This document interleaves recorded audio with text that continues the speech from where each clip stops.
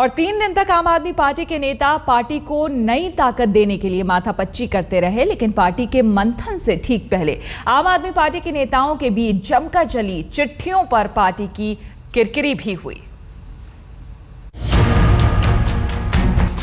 पहले शाजिया इल्मी का इस्तीफा, फिर योगेंद्र यादव के इस्तीफे की पेशकश और अब मनीष सिसोदिया का चिट्ठी बम।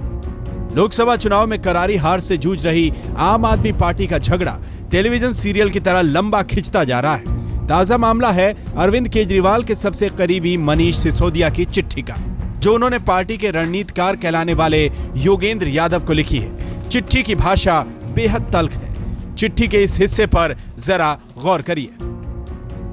आप अपने और नवीन जयहिंद के झगड़े के बीच केजरीवाल को खींचना चाहते हैं।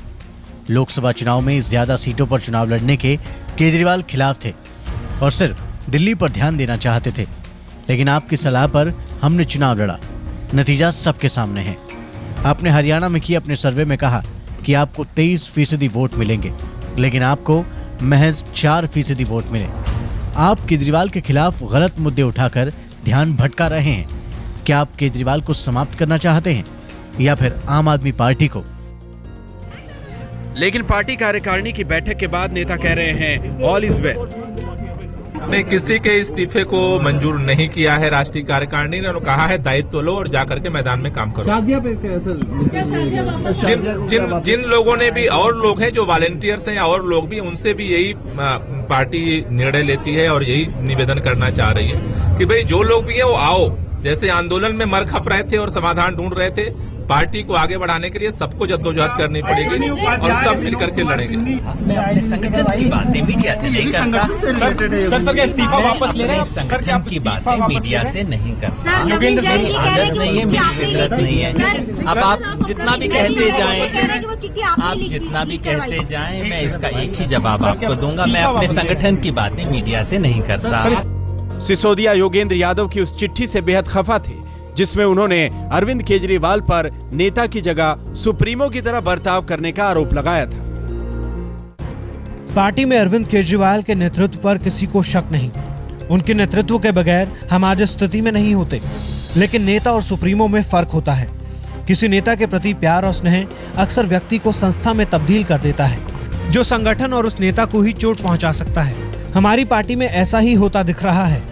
ऐसा लगता है कि पार्टी के बड़े फैसले एक व्यक्ति की इच्छा से होते हैं। उनका मन बदलते ही पार्टी के काम का तरीका बदल जाता है। मैं ये मानता हूं कि अरविंद भाई कोई साधारण नेता नहीं है और उनके राष्ट्रीय संयोजक बने रहने पर भी कोई दो राय नहीं है। लेकिन असल सवाल ये है कि क्या नेता के निजी फैसले की कोई सीमा है या नहीं।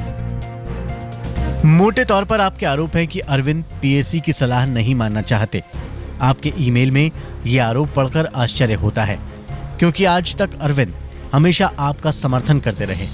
तब तक अरविंद आपको अच्छे और प्यारे लगते रहे।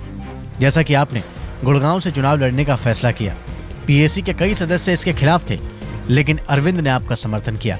अरविंद ने सबको तैयार किया। तब अरविंद जनतांत्रिक थे। अब पार्टी हरियाणा में बुरी हालत में पहुंच गई है।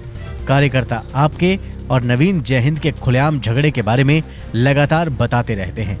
इस्तीफा देने के 2 दिन पहले भी करनाल में आपके और नवीन के बीच कार्यकर्ताओं के समक्ष जमकर झगड़ा हुआ था।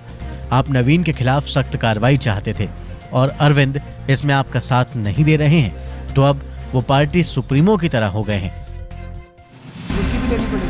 दोनों चिट्ठी के केंद्र में है अरविंद केजरीवाल। क्या योगेंद्र पर निशाना साधकर केजरीवाल को बचाने की कोशिश कर रहे हैं मनीष सिसोदिया? मनीष सिसोदिया को हाकिमाना जबान में उनको चिट्ठी बिल्कुल नहीं लिखनी चाहिए थी।